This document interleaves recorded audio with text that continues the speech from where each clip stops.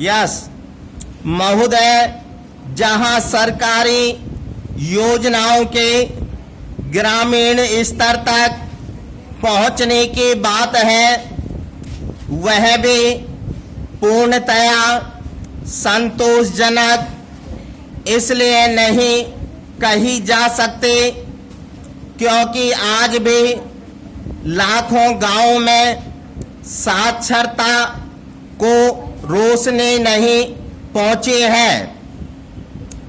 बंधी बंधाई जगहों पर ही सरकारी योजनाओं का अनुदान पहुंचता है, उसका समुचित उपयोग नहीं हो पाता। दुरुपयोग को रोकने की समुचित व्यवस्था नहीं है, इसलिए जो तंत्र जनता और सरकार के मध्य कार्यरत है, उसके ईमानदारी तथा प्रयासों को सुनिश्चित करना एक अनिवार्यता है। महत्वपूर्ण यह भी है कि वे प्रयास वास्तविकता के कितने पास अथवा दूर है तथा उनमें सुधार की गुंजाइश कहां-कहां है।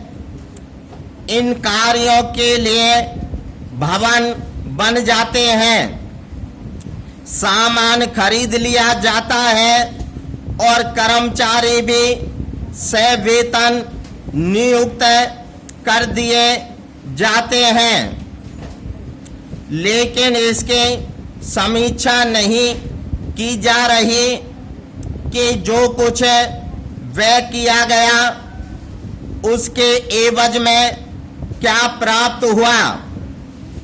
जहां तक विधिवत शिक्षा का प्रश्न है, सस्ती और सुलभ शिक्षा का नारा तो है, लेकिन शिक्षा को कितना महंगा कर दिया गया है, इस ओर तनिक भी ध्यान नहीं दिया जा रहा।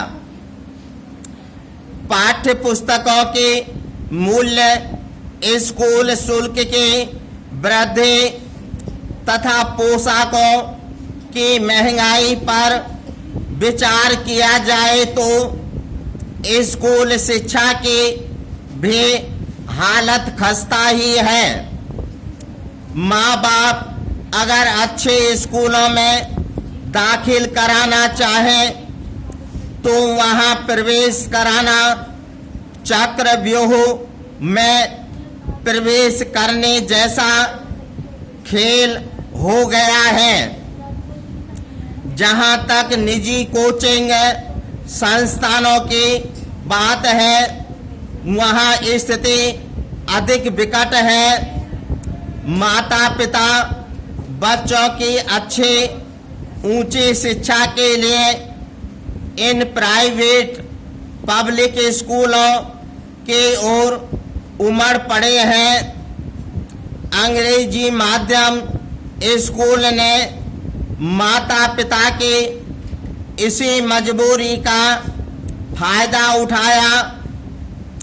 अब वहां प्रवेश की मारामारी, दान की मांग तथा सिफारिशों का दबाव एक साथ काम कर रहे हैं, जिससे बच्चों के मध्य स्वाभाविक तौर पर एक खाई तैयार हुई है, जिससे उबरना सहज नहीं है।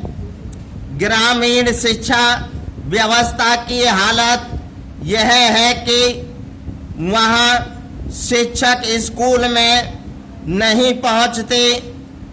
वर्ष भर में 100 कक्षाएं भी लग जाएं तो बड़ी बात है। तो फिर साक्षरता और शिक्षा का लक्ष्य कैसे प्राप्त हो सकता है। पैरा बालिका शिक्षा का शोर प्रचार तो खूब है, लेकिन पारंपरिक भारतीय समाज से इस जड़ता को नहीं मिटाया जा सकता है जिसमें बालिका को घर की चार दीवारी के शोभा मानकर औपचारिक शिक्षा तक से दूर रखा जाता है। फिर नारी शिक्षा सस्ती और निःशुल्क है, लेकिन यह जानकारी आम जनता तक नहीं पहुंची है। स्टॉप।